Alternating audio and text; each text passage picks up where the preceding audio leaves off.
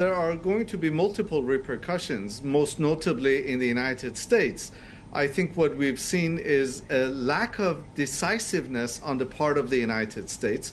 On the one hand, the U.S., the Biden administration wants to continue with its support of the Netanyahu Cabinet and its efforts in Gaza. But on the other hand, the death toll of 35,000 people is really difficult to fathom or to in any way justify. The destruction of Gaza. Gaza has been rendered uninhabitable, and now we have something like 300,000 people leaving Rafah for north of Gaza. And so I think we're in a very untenable predicament right now, and the Biden administration is quite aware of that.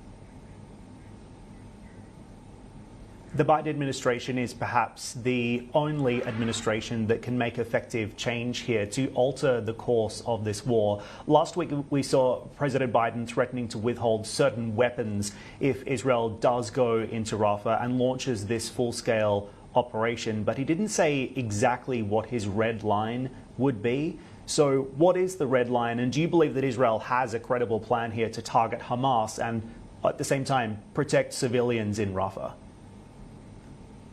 We just heard from Secretary Blinken that at the highest level, the Americans are also aware that Israel doesn't really have a credible plan for the day after or for going after Hamas. And of course, that's quite important.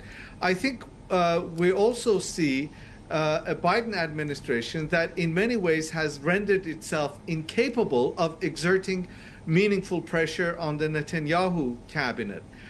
Because of the robust support for Israel in the U.S. Congress, particularly by a number of Republicans, and because we're in an election season where President Biden is having difficulty holding on to his base, which is protesting across university campuses in the United States, I think what we're seeing is lack of decisiveness on the part of the U.S. administration. So the question of are there red lines?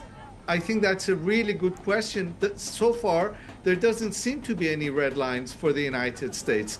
The invasion of Rafah has practically started, and although it isn't called an invasion, but it appears that the Americans are kind of simply holding back and making announcements denouncing what the Israeli army is doing in Rafah and the rest of Gaza.